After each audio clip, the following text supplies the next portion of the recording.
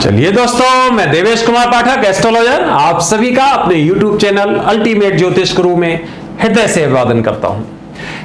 छोटा सा वीडियो दे रहा हूं, आपको बता रहा हूं कि जो हमारे भारत के नॉर्थ वेस्ट में जो प्रॉब्लम घटित हुई अभी 30 अप्रैल को, वो उसके बाद में क्या परिस्थिति हुई। और मैंने अपने वीडियो में पहले ये बोला था कि आगे चाइना ये हरकत कर सकता है, सावधान भारत, इस तरह से मैंने उसमें लिखा था।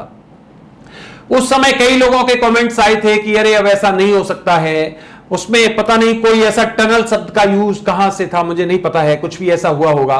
तो कुछ लोगों के रिमार्क्स आए थे कि हमारे पास ऊपर तरह तरह के सैटेलाइट्स जो है प्रक्षेपित हो चुके हैं। फ्रेंड्स, ये सब मुझे पता है, जो आप हमें बताना चाहते हो हमें भी पता है कि हाँ सैटेलाइट्स है, सब कुछ है। लेकिन देखिए अब सब कुछ फेल हुआ कि नहीं हुआ, आपके सामने हुआ ना, आपके सामने सब असफल हुआ कि नहीं।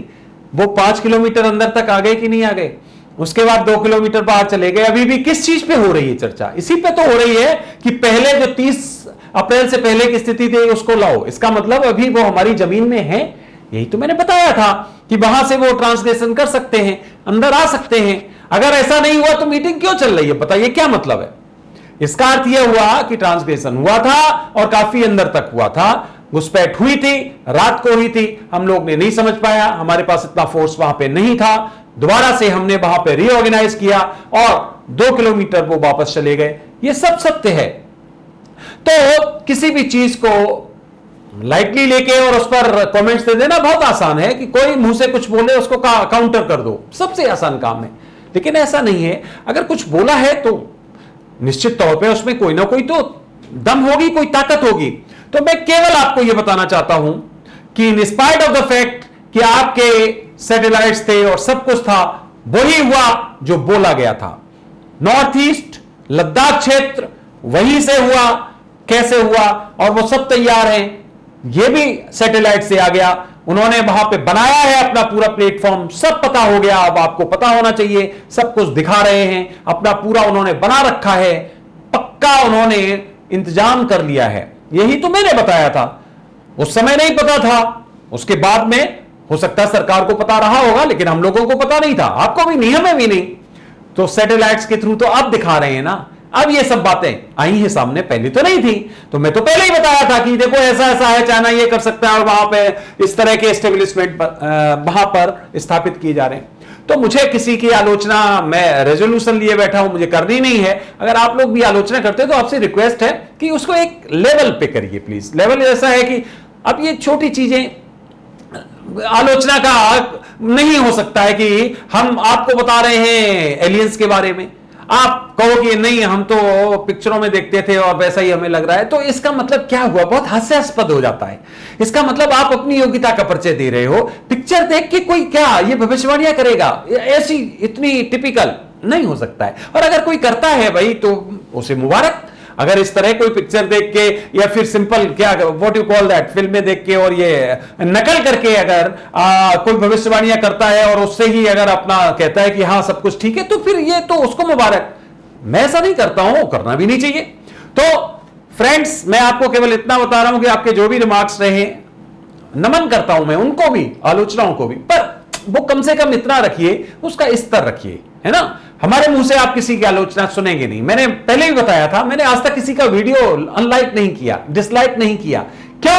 क्योंकि अगर आपने कुछ प्रयास किए हैं, कुछ कोशिश की है तो ठीक है, अच्छा है, हम तो उसको लाइक जरूर करेंगे अगर अच्छा होगा, लेकिन डिसलाइक नहीं करेंगे। तो खैर, इस तरह से फ्रेंड्स वही हुआ जो मैंने बोला था, नॉर्थ ईस्ट में वही हुआ, वहां पर वहां की सेना आई, आज वही परिस्थिति है। उन्होंने वहां तंबू अपने लगा दिए, झंडा गाड़ दिया चाइना का, जो मैंने बताया था, चरितार्थ हुआ, एक एक शब्द चरितार्थ हुआ। अब उसके बाद में संघर्ष की परिस्थितियां भी बनी है, पूरी तरह से भारत भी वहां पे तैयार है, चाइना भी तैयार है।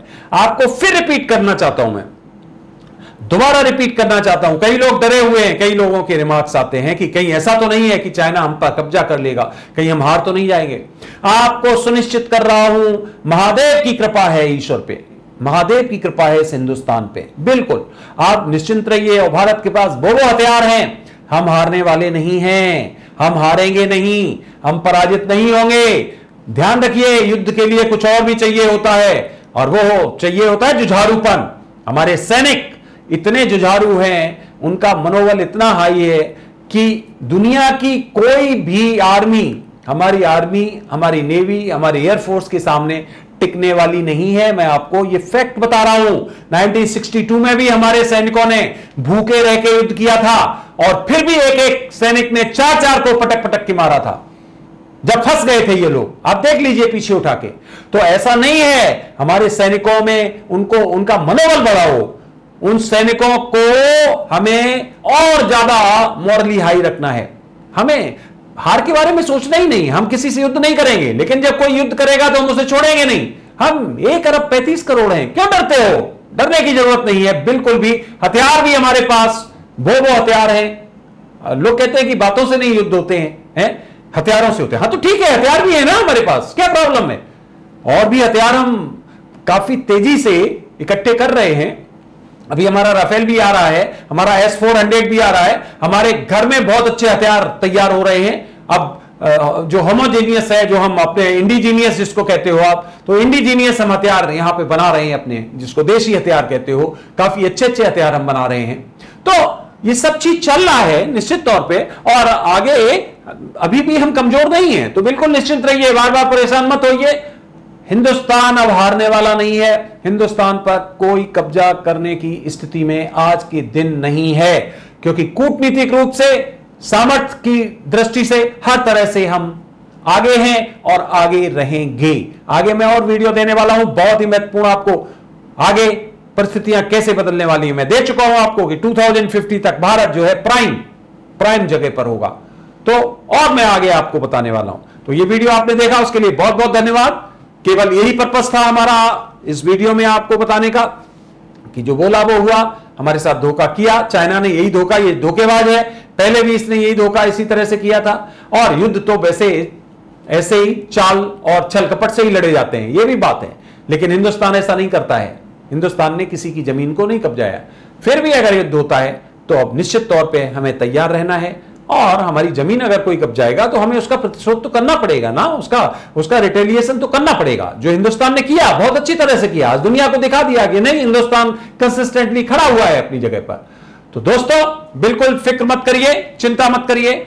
निश्चित तौर पर हम विजित होंगे अगर हमारे ऊपर युद्ध थोपा गया। अदरवाइज हम शांति के दूत हैं, शांति का प्रयास करते हैं। हमारी कितनी जमीन लोगों ने कब्जाई हुई है, सब हिंदुस्तान की तो जमीन थी। तो अगला वीडियो मैं आपको फिर जल्दी देने वाला हूं। ये वीडियो आपने देखा उसके लिए बहुत बहुत धन्यवाद। इंतजार करिए अगले वीडियो का, जो कि जल्दी ही किसी नए विषय पर मैं दूंगा। Thank you very much. ओम नमः शिवाय।